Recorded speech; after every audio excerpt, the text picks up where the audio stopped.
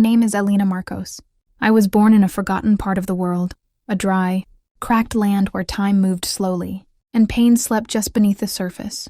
A Christian village surrounded by golden fields and crumbling stones, the kind of place that only made the news when something burned.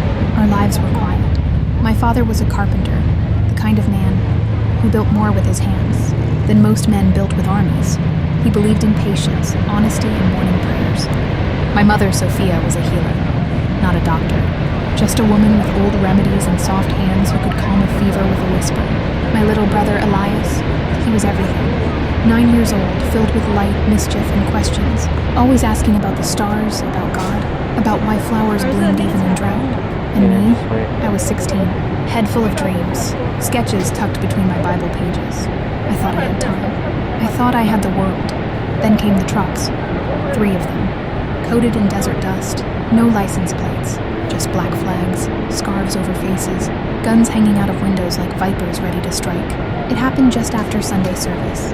I still remember the sound of birds scattering, and then the silence. A heavy silence before the screaming started. They broke into houses, tore through windows, dragged men and boys into the streets. Women wailed. Children hid under beds that couldn't save them. They didn't ask questions, they just executed. My father was among the first, shot in the back trying to shield. Elias, my mother clutched the wooden cross around her neck until her knuckles went white. They tore it from her and smashed it under their boots. Then they took Elias. They didn't care that he was only a child, that his voice still cracked when he spoke. And me?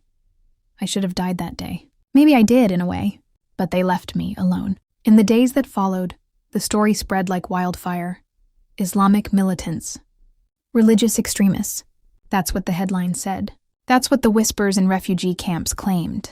It was the Muslims. Those words soaked into me like poison.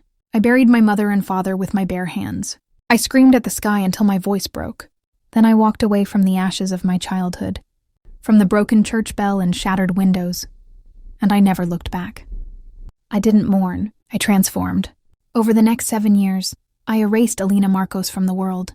I went by fake names. I lived in 10 different countries under 100 identities. I trained with ex-soldiers in abandoned warehouses, learned 12 ways to kill a man with a pen, learned how to disappear, how to plant bombs, how to track people across borders. My heart became stone.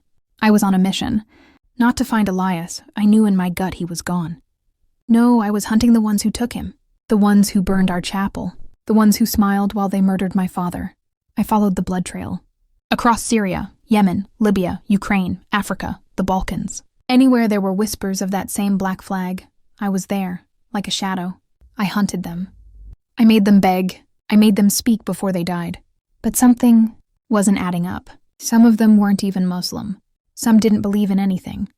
Some didn't even remember my village. When I asked them why they attacked us, they said, "Orders, money. We were told you were sheltering enemies. We thought it was a weapons cache. We don't choose the targets. We just do what we're paid to do." I didn't want to believe them. I wanted a simple enemy, a clear line between good and evil, Christian versus Muslim, us versus them. But the deeper I dug, the more blurred the lines became. And then I found Malik. He was on one of my lists, a known insurgent. I tracked him for 3 months through Jordan, then Turkey. When I finally cornered him in a warehouse outside Ankara, he didn't run. He just raised his hands and said, "You're not the first person to come for me, but you might be the first to ask the right questions." He told me the truth. The men who attacked my village were not soldiers of faith. They were contractors, paid mercenaries under a shadow company called Nexus Dynamics, run by a former intelligence agent turned billionaire war profiteer, Anton Varga. They staged attacks in religious costumes. They used both Christian and Muslim symbols to create division.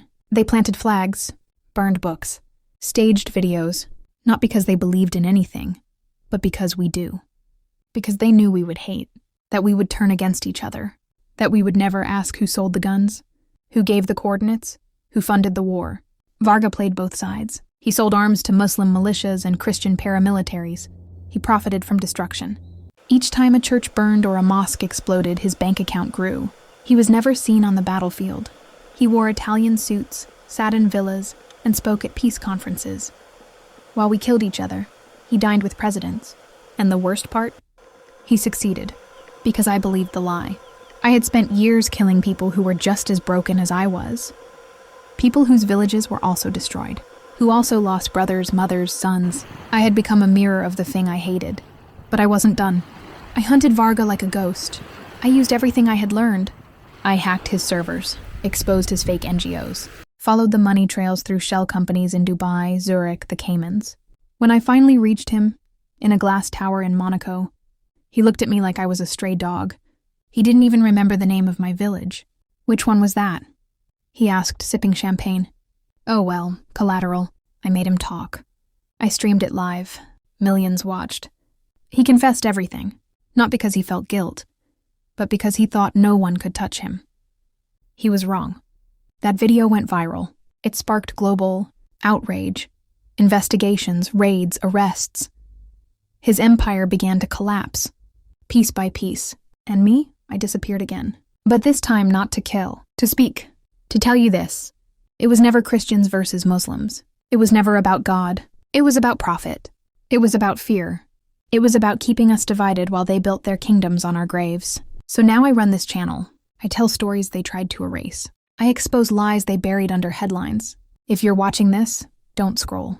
Don't click away. Subscribe. Share this. Wake up. Because somewhere right now, another village is being bombed. Another child is being taken. Another lie is being told. And the next Alina, she's already being born in fire. But maybe, just maybe, she won't need to become a weapon. Maybe she'll grow up in a world where we saw the truth in time.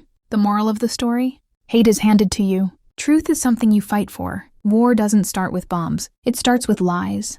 And peace? It starts when we stop being puppets.